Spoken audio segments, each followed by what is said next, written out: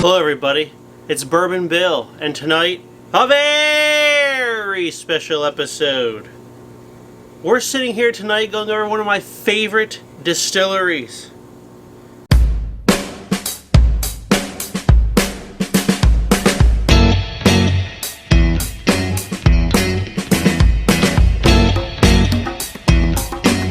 That's right, it's Elijah Craig Barrel Proof from Heaven Hill.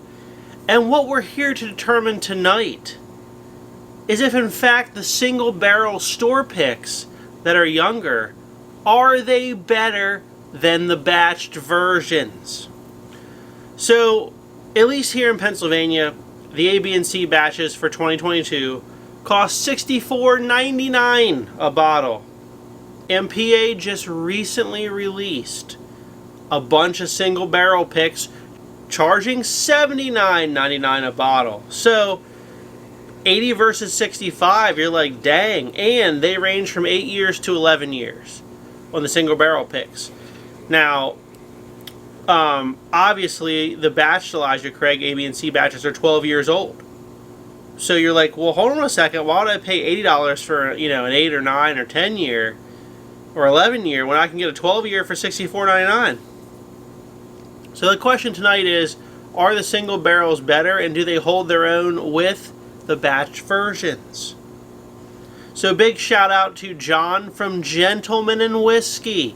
I put a link below to their channel. Go check them out. They're a great channel doing great things. They do a little bit more than bourbon. They do bourbon and rye. They also do a little bit of scotch if you're into that. We won't fault you.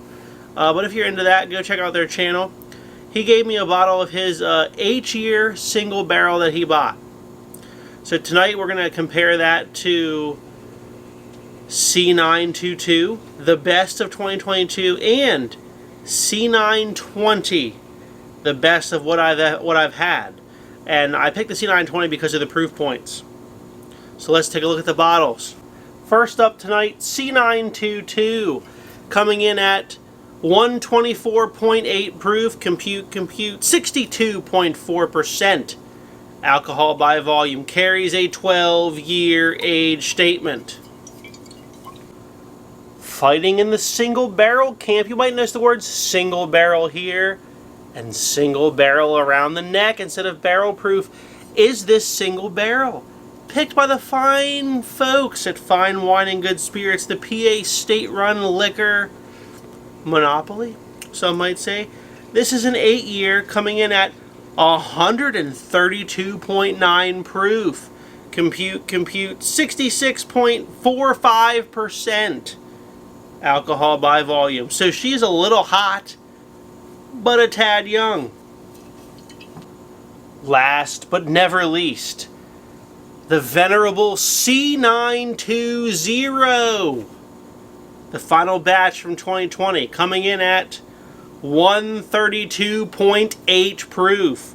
Compute, 66.4% alcohol by volume. So I picked this one because A, it's the best I've ever had, and B, it's nearly identical to the 8-year in terms of proof, but carries the 12-year age statement.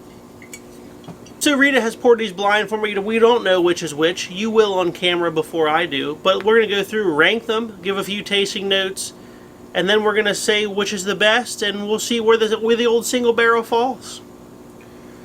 Alright, first up, in the red, let's give it a nosing. Lot of red fruit. I mean, just a lot of red fruit and caramel here. Spicy on the proof.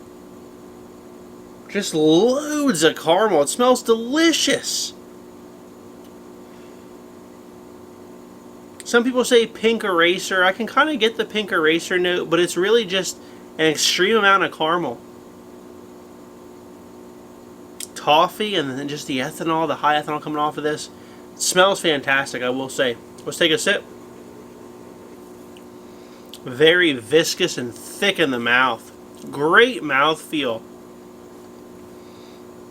A lot of red fruit, tons and tons of caramel. A little bit of graham cracker laid in there. Long finish. Boy, that is delicious. Now, it doesn't come across as overly oaky. We'll just put that out there. Alright, up next is the Blue Glencairn. Let's give this one a nosing. Oh, this sucker tends a little darker on us here. We're getting some just dark, dank oak, man, on this. Sweet oak. The caramel's still there, but this is a lot oakier. Confectioner's sugar. I get the red fruits, but they're a little more subdued than the first glass. Let's take a sip. Okay, so overall, that's also very good. It's a darker profile. There's some chocolate on there, tons of caramel, some good amount of oak on there, hint of red fruit, confectioner's sugar. It's thinner overall, though, than the red glass. So it's thinner, but has a little bit better complexity of flavor, I will say, for sure on that. Now last, but certainly not least, the Gold. Oh, sweet heavens, that smells good. This is all caramel, toffee, peanut brittle even, confectioner's sugar. There's oak wafting through the background here. The proof smells quite high. I'm going to take a wild, educated guess and say this is one of the 132 proof monsters. Let's take a sip. Oh boy. That is all caramel, toffee, peanut butter, like I said, on the palate. Comes through all of that. I said that on the nose, but that comes through in the palate perfectly. Long finish. Pretty viscous in the mouthfeel as well. These are all very good and all buys, but I am going to go back through them off camera and rank them, and then we're going to take our guesses and give you the results. And we're back. So in last place is the red.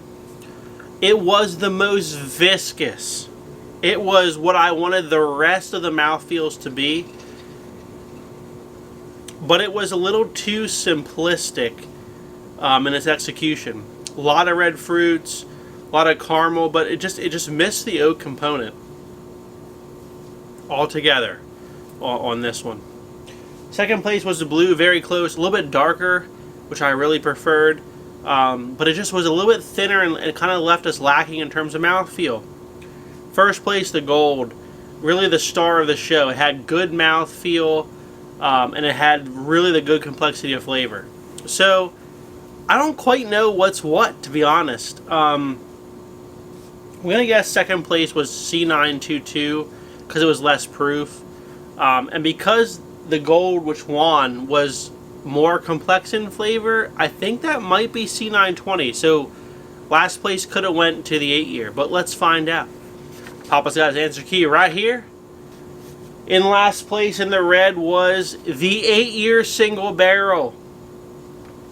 So kind of called it. It was a little simplistic, but damn good mouthfeel. It was like drinking maple syrup. So what I'll say is that it was missing the oak, which is, if you think about it, 8 versus 12 years, of course going to miss a little bit of oak. If you're not a big oak fan, you would prefer that over both second and first tonight, I'm going to be honest.